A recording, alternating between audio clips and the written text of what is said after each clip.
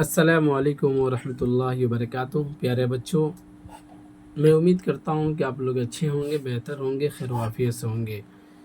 अब सभी का इस्तकबाल है, खैर मकदम है इस यूट्यूब चैनल पे। प्यारे बच्चों, हमने माक़बल के अंदर पढ़ा था क्लास 10th का चैप्टर नंबर 8 डॉक्टर अब्दुल मुगनी साहब के बारे में। तो आज उन्हीं का लिखा हुआ मज़मून जो है आपके निसाब के अंदर जो शामिल है अदब की पहचान, उसको पढ़ने वाले हैं। तो चलिए देखते हैं, शुरू करते हैं। शुरू करने से पहले आपसे एक छोटा सा दरख्वास्त है कि अभी तक अगर आपने वीडियो को लाइक और शेयर नहीं किया है तो लाइक और शेयर ज़रूर कर दें। चलिए देखते हैं। कहते हैं कि अदब को जानते सभी लोग हैं मगर पहचानते बहुत कम है।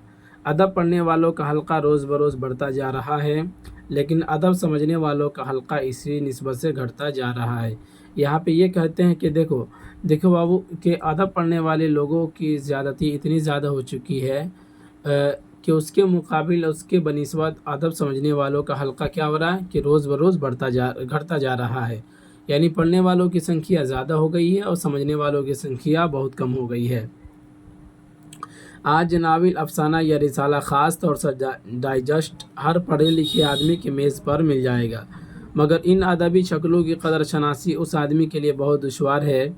चुनांचे वो अदब के नाम से पढ़ तो लेता है बाज़ार में चलती हुई बहुत सी चीज़ों को, लेकिन ये भी नहीं जानता कि इनमें कौन अदब है और कौन नहीं। जो चीज़ें वाकई अदब है उनके दरमियान तनक़ीदी मुवाज़ना और उनकी बाहमी खूबी व ख़ामी को समझना उसके लिए बिल्कुल मुहाल ही है। इस सूरत हाल के नतीजा में आज अदब और गैर अदब खलत मलत होकर रह गए हैं। मतलब ये कहना चाहते हैं साहिब किताब डॉक्टर अब्दुल मुगनी साहब कहते हैं कि आज पढ़ने वालों के हल्का जो है वो ज़्यादा हो चुका है। बाज़ार के अंदर बहुत सारी चीज़ें तो बिकती है, बहुत सारी चीज़ों को ख़रीद कर इंसान पढ़ लेता है, लेकिन तमीज़ नहीं कर पाता है कि कौन अदब है और कौन अदब नहीं है। समझ रहे ना? तो आज की हालत ये हो चुकी है, जिसकी वजह से क्या है कि अदब और गैर अदब एक साथ मिलजुल कर उका हो गया है, मिलजुल कर रह गया हुआ है। जाहिर सी बात है, अदब को और गैर अदब है उसको पहचानने वाले कोई होंगे तभी तो उसको एक दूसरे से मुमताज़ कर सकते हैं, छिटका सकते हैं, अलग कर सकते हैं। हाल बल्कि इसके बरक्स से उल्टा है कि पढ़ने वालों की संख्या बढ़ती जा रही है और समझने वालों की संख्या कम होती जा रही है। समझ रहे हैं? चलिए आगे देखते हैं। इसलिए बहुत ज़रूरी है कि अदब की पहचान पर गुफ्तगू की जाए। समझ रहे ना कि अदब क्या चीज़ होती है, इसकी पहचान पर गुफ्तगू की जाए। यहाँ पहुँचकर हमें अपनी हकीकी मुश्किल का एहसास होता है, गरचे अदब की तारीफ़ व तशरीह सदियों से होती चली आ रही है। इस मौजू पर बेशुमार किताबें और मज़ामीन लिखे गए हैं, मगर आज तक ये तय्युन करना दुश्वार है कि वाक़यतन अदब क्या है। समझ रहे हैं कि अदब के ऊपर बहुत सारी किताबें तो लिख दी गई है, लेकिन ये तमीज़ करना बड़ी मुश्किल हो गया कि अदब क्या चीज़ है, इसकी क्या हदें हैं और क्या सिफ़तें। इस सिलसिले में सबसे बड़ा और बुनियादी सवाल यह है कि क्या किसी ज़बान में लिखी जाने वाली हर इल्मी तहरीर अदब है या नहीं। समझिए, कुछ लोगों का ख्याल यही है कि फ़लसफ़ा, माशियात, दीनियात और अखलाक़ियात, तारीख़ और तबीयत वग़ैरह उलूम व फ़नून में मुख्तलिफ़ मौज़ूआत पर जो कुछ भी अदबियत के साथ लिखा जाए वो अदब है। इसका मतलब ये हुआ कि अदब दर हकीकत एक उसलूब, एक तर्ज़ बयान का नाम है। इसका कोई ख़ास मौज़ू और मवाद नहीं है। चुनांचे अदब की तारीख़ों में अदबी उसलूब में लिखी हुई हर किस्म की तहरीरों को अदब के ज़ैल में दर्ज किया गया है। मतलब यहाँ पे क्या कहे हैं कि उलूम व फ़नून, तारीख़, तिबियात और वग़ैरह वग़ैरह उलूम व फ़नून के मौज़ूआत पर जो कुछ भी अदबियत के साथ लिखा जाए वो क्या कहलाता है? अदब कहलाता है। समझ रहे ना? तो अब इससे यहाँ पे एक नतीजा अख़ज़ होता है कि अब अदब जो हुआ वह क्या दर हकीकत एक उसलूब और एक तर्ज़ बयान का नाम है। क्या है? तर्ज़ बयान का नाम हुआ। आगे कहते हैं कि दूसरा नुक्ते नज़र ये है कि अदब दरअसल एक ख़ास किस्म की तहरीर का नाम है। क्या है? एक ख़ास किस्म की तहरीर का नाम है। और अदब का सिर्फ़ एक ख़ास उसलूब ही नहीं बल्कि ख़ास मवाद भी है। क्या है? एक ख़ास उसका मवाद भी है। यानी अदब के ख़ामो वसाइल, यानी कि जो भी उसकी कमी बेसी जो भी है, जो भी हो, मगर तख्लीक की शक्ल में उसका एक मखसूस मौजू भी है और हैयत भी। बल्कि यूँ कहिए कि अदब के कुछ ख़ास मौज़ूआत और हैयतें हैं जिनका इजहार कुछ मुतय्यन सिनफ़ों में होता है। चुनांचा जो कुछ इन सिनफ़ों में लिखा जाए वही अदब है اور جو کچھ ان صنفوں کے باہر ہے وہ ادب نہیں ہے۔ مطلب یہ کہتے ہیں کہ ایک دائرہ اور ایک حد رکھی جاتی ہے، اس حد کے اندر رہتے ہوئے جو کچھ بھی تحریریں لکھی جاتی ہے وہ کیا کہلاتی ہے؟ ادب کہلاتی ہے، ورنہ تو پھر باقی ادب نہیں ہوتا ہے، خواہ اس کے اندر کتنی ادبیت پائی جائے، اس لیے کہ ادب ایک خاص شکل کا نام ہے، جیسے شاعری، ڈرامہ، ناول، افسانہ، سمجھ رہے نا؟ یہ سب جو ہوتا ہے یہ ادب کے اندر شامل ہے، یہ ادب کے اندر آتا ہے۔ اس کے بعد کہتے ہیں اس نقطۂ نظر کے بھی دو مکتب فکر ہیں، ایک یہ کہ جو کچھ ادب کی مقررہ حیتوں میں لکھا جائے وہ ادب ہے، خواہ وہ جس معیار کا بھی ادب ہو۔ دوسری یہ کہ ادب کی شکل میں نظر آنے والی ہر چیز ادب نہیں ہے، سمجھ رہے ہیں نا؟ کہ ادب کے شکل میں جو بھی چیز نظر آتی ہے وہ ادب نہیں ہے۔ اس کا مطلب یہ ہوا کہ ادب صرف ایک بنی بنائی حیت کا نام نہیں، بلکہ یہ در حقیقت ایک خاص معیار ہے۔ کیا یہ؟ بلکہ ایک خاص معیار ہے جو ادب کی کسی بھی حیت میں لکھنے والا خود ہی بناتا ہے، یعنی جب تک کسی تحریر میں تخلیقی انفرادیت نہ ہو وہ ادب صحیح اور پورے معنوں میں ادب نہیں ہے، اور تخلیقی انفرادیت سے محروم تحریر محض میکانیکی اور مصنوعی ہے۔ اس مکتب فکر کے مطابق رسمی، فرسودہ، سطحی اور سستی چیزیں ادب نہیں ہیں، اور ادب ہونے کے لیے ضروری ہے کہ تحریر میں تازگی، جدت، بلندی اور گہرائی ہو۔ مطلب یہاں پہ یوں کہہ لیجیے آپ کہ ادب وہی ہوگا جس تحریر کے اندر بلندی، گہرائی اور گہرائی ہو، وہی کیا کہلائے گا؟ ادب کہلائے گا، سمجھ رہے نا؟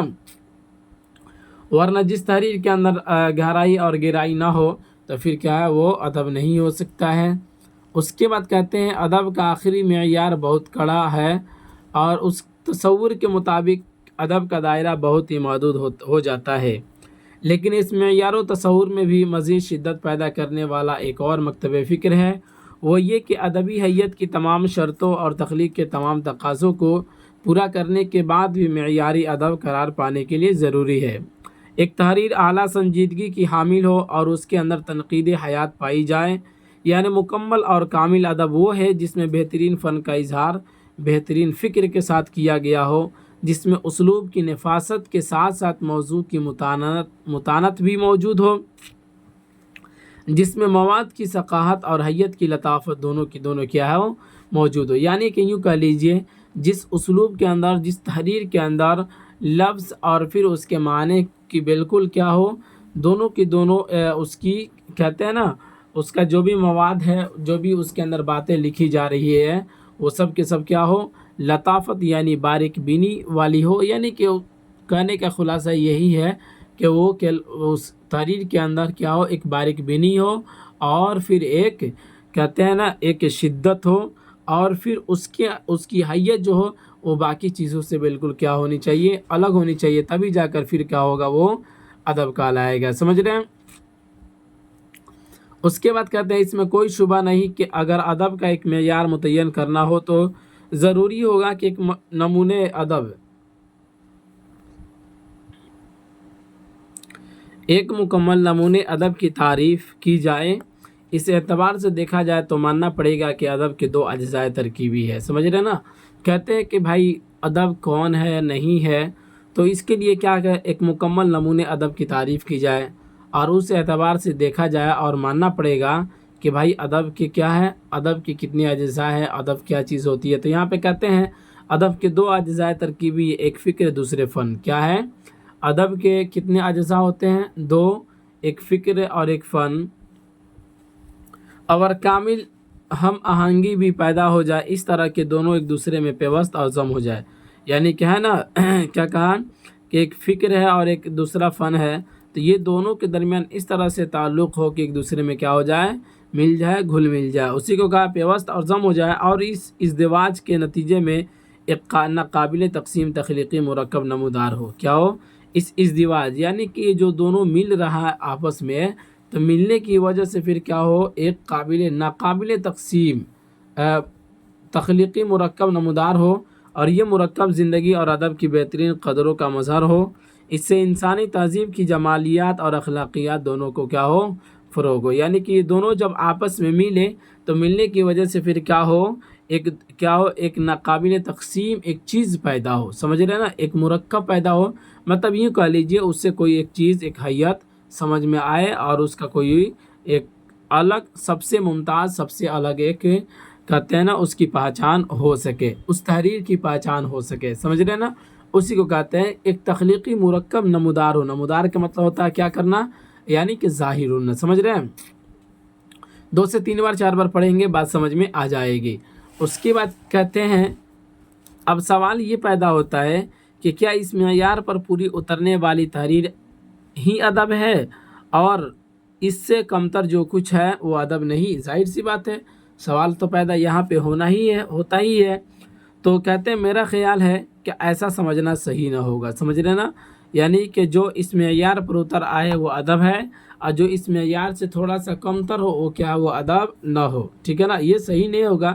زندگی کے کسی بھی کام کا معیار اس کے کمال کو ظاہر کرتا ہے، جبکہ دنیا کی ہر چیز درجے کمال پر نہیں ہوتی ہے۔ ظاہر سی بات ہے کہ آپ دنیا کے اندر بہت ساری چیزوں کو دیکھتے ہیں، کیا ہر چیز بلندی پہ ہوتی ہے؟ ہر چیز کا معیار بلند ہوتا ہے؟ نہیں ہوتا ہے، بلکہ اس درجے سے بھی نیچے بھی چیزوں کا وجود ہوتا ہے، جیسے کہ جو بلندی پہ نہیں ہے، جو نیچے ہے، تو اس چیزوں کا بھی تو وجود ہے، جس سے انکار کرنا حقیقت کے خلاف ہوگا۔ لہذا معیار کمال کی نشاندہی کرتے ہوئے بھی وجود کی پہچان بالکل ضروری ہے۔ سب سے پہلی چیز کسی ہستی کی بنیادی تعریف ہے، اس کے بعد اس کی تکمیل کا سوال پیدا ہوتا ہے۔ اس سلسلے میں سب سے پہلا کام ادب کی نوعیت کا سراغ لگانا ہے، اس کے بعد اس کی قدر و قیمت متعین کرنے کی نوبت آئے گی۔ ادب کی پہچان کے بعد اس کی پرکھ ہو سکے گی۔ جب تک ادب کے عناصر جو بھی ہو معلوم ہو، اس کے اوصاف کا پتہ نہیں لگایا جا سکتا۔ ظاہر سی بات ہے، جب تک اس کے عناصر معلوم ہو کہ اس کے اندر کون کون سی چیزیں ہوتی ہے، تب تک اس کے اوصاف کا پتہ نہیں لگایا جا سکتا۔ اس اعتبار سے دیکھا جائے تو ادب صرف 2 حصوں میں تقسیم کرنے کی ضرورت ہوگی، ایک عام ادب اور دوسرے خاص ادب۔ عام ادب کے ذیل میں ہر وہ تحریر آ جائے گی جس کے اندر ادبیت پائی جاتی ہو، خواہ اس کا تعلق فلسفہ حکمت سے ہو یا سیاست و معاشیت اور دینیات و اخلاقیات سے، جبکہ خاص ادب صرف ان تحریروں کو کہا جائے گا جو کسی مخصوص تخلیقی حیت میں لکھی گئی ہو، جیسے ناول، افسانہ، شاعری اور ڈرامہ کی صنف ہے۔ اس طرح کہہ سکتے ہیں کہ عام ادب ایک علمی چیز ہے، جبکہ خاص ادب ایک فنی چیز ہے۔ کیا بھائی صاحب؟ خاص ادب جو ہے ایک فنی چیز ہے اور عام ادب جو ہے وہ ایک علمی چیز ہے۔ سارے کا خلاصہ نکال کر یہاں پہ صاحب کتاب نے خود یہاں پر لکھ دیا، سمجھ رہے ہیں؟ اب کہتے ہیں اب جہاں تک علمی ادب کا تعلق ہے، اس کی صرف ایک پہچان ہے، وہ یہ کہ اس کے اسلوب بیان میں ادبیت پائی جاتی ہو، اس کے طرز اظہار میں محاورات، امثال، تشبیہات و استعارات اور تلمیحات و کنایات کی چاشنی ہو۔ مختصر یہ کہ ایک اچھی طرح لکھی ہوئی دلچسپ اور خیال انگیز، مؤثر اور دل نشیں نثر ہو۔ دوسری طرف فنی ادب کی پہچان بس یہ ہوگی کہ فن کی جس صنف میں اس کی تخلیق کی گئی ہو، اس کی مقررہ حیت کے مسلمہ اصول و قواعد کی پابندی اس میں بنیادی طور سے کی گئی ہو، خواہ اس پابندی کے علاوہ اس میں جدت و انفرادیت کا کوئی نشان نہ ہو، اور خواہ ایک انفرادی اجتہاد کے ذریعے قائم شدہ روایت کی توسیع و تجدید کا کتنا ہی سامان کیا گیا ہو۔ ادب کی شکل میں پائی جانے والی اور فنی ضوابط پر پوری طرح اترنے والی ہر چیز بہرحال ادب ہے، خواہ تنقید کی کسوٹی پر پرکھنے کے بعد ہم اس چیز کی اچھائی کا اعتراف کریں یا اس کی برائی پر اعتراض کریں، سمجھ رہے نا؟ یعنی کہ یوں کہا گیا کہ جب ہم ادب کو، کسی تحریر کو تنقید کی کسوٹی پر جب پرکھ لیں گے تو پھر اس چیز کے اعتراف برائی کریں یا کیا کر لیں، اس کا ہم اچھائی بیان کریں، بہرحال وہ کیا ہوگا، وہ ادب ہی ادب ہوگا، سمجھ رہے نا؟ اس کے بعد کہتے ہیں اس طرح ادب کی ایک بنیادی اور عمومی تعریف اور پہچان ہوتی ہے، لیکن یہ سوال پھر بھی رہ جاتا ہے کہ اگر ادب ایک ذوقی اور تخلیقی چیز ہے تو کیا ہم ادب کی صرف اس پہچان پر اکتفا کر لیں اور اس کی پرکھ کی طرف کوئی توجہ نہ دے؟ یہ سوال بہت ہی اہم ہے، اس لیے کہ پڑھنے والوں سے صرف ادب پڑھنے کی توقع نہیں کی جاتی ہے، سمجھ رہے نا؟ یعنی کہ جو بھی پڑھنے والے شخص، جو بھی پڑھنے والے لوگ ہوتے ہیں تو ان سے صرف ادب پڑھنے کی توقع نہیں کی جاتی ہے، بلکہ کیا یہ بھی سمجھا جاتا ہے کہ وہ ادب کا تنقیدی مطالعہ کرے. کیا کرے؟ تنقیدی مطالعہ کرے، کہ اس کو جانچ پرکھ کرے کہ کون سی چیزیں ادب ہے، کون سی چیزیں ادب نہیں ہے. اس سلسلے میں ادب پر خاص کر ادیب کے نقطۂ نظر سے سوچنے کی ضرورت ہے. ادب کے کسی بھی معنی اور صنف پر لکھنے والے کے بارے میں اصولی طور پر یہ فرض کیا جاتا ہے کہ وہ تخلیقی حس کے ساتھ ہی ایک تنقیدی شعور بھی رکھتے ہیں. اس لیے کہ ادب کی تخلیق بہرحال ایک ذمہ دار کی بات ہے، اور توقع کی جاتی ہے کہ جو شخص دنیا کے سامنے ادب پیش کرنا چاہتا ہے وہ صرف لوگوں کے سامنے اپنا دل کھول کر نہیں رکھ دے گا. کیا کر دے گا؟ لوگوں کے سامنے دل کھول کر نہیں رکھ دے گا، بلکہ اپنے منتخب کیے ہوئے موضوع، اسلوب اور حیت کے بنیادی تقاضوں کے پیش نظر وہ شخص چھان پھٹک اور سوچ بچار کر کے کچھ خاص نقطے ایک مخصوص انداز میں بیان کرے گا. اس لیے کہ ادب بہرحال محض زبان سے بالیدہ تر ایک اظہار خیال کا نام ہے، اور ہر تحریر ادب نہیں ہے. خواہ ادب کی جو بھی تعریف کی جائے، ادب کے کچھ نہ کچھ حدود اور خواص تو ہوں گے ہی جن کی بنیاد پر ادب کو غیر ادب سے ممتاز کیا جا سکے گا. سمجھ رہے ہیں؟ اس کے بعد کہتے ہیں لہٰذا ضروری ہوگا کہ جو چیز غور و فکر سے لکھی گئی ہے اسے غور و فکر سے پڑھا اور سمجھا بھی جائے. اس طرح ادب کی پہچان کے ساتھ ساتھ پرکھ بھی کچھ نہ کچھ کرنی ہی پڑے گی، اور جب پرکھی ہوئی پہچان کا معاملہ ہوگا تو ہمیں غیر معیاری اور سطحی چیزوں سے صرف نظر کر کے معیاری اور عمدہ چیزوں کی قدر شناسی کرنی ہی پڑے گی، تاکہ ادب کے معیار لکھنے اور پڑھنے والوں کے درمیان بہرحال قائم رہ سکے. یعنی کہ یوں کہہ لیجئے کہ جو بھی معیاری چیزیں ہیں، جو بھی کیا کہتے ہیں بنیادی جو چیزیں ہیں، تو اس کی قدر کرنا یعنی قدر شناسی کہہ لیجیے، جس کو کہتے ہیں پہچاننا، یہ بالکل کیا ہوگا؟ بہت ضروری ہوگا. تبھی جا کر پھر کیا ہوگا؟ اس سے ادب کا معیار لکھنے اور پڑھنے والوں کے درمیان کیا ہوگا؟ کچھ نہ کچھ ایک کیا ہوگا؟ ایک حال قائم رہ سکتا ہے، ورنہ تو پھر نہیں رہ سکتا. اس کے بعد یہاں پر یہ بھی باتیں بتائی گئی ہے کہ ادب اور غیر ادب کی کچھ حدود اور خواص بھی ہیں، اور ان کے لیے ضروری یہ ہے کہ جو بھی تحریریں پیش کی جا رہی ہے پڑھنے والوں کے لیے ضروری ہے کہ اس کے اوپر کیا کرے؟ جانچ پرکھ کریں، اس کی جانچ کرے کہ کون سی چیز ادب ہے، کون سی چیزیں ادب نہیں ہے. سمجھ رہے ہیں نا؟ تو اس طرح سے ادب کے بارے میں بیان کیا گیا، جس کے رائٹر ہے ڈاکٹر عبدالمغنی صاحب. ٹھیک ہے نا؟ امید کرتے ہیں کہ آپ کو سمجھ میں آیا ہوگا. چلیے اب اجازت دیجیے، پھر ملیں گے اگلے والے سبق میں. اسی پر اختتام کرتے ہیں. خدا حافظ.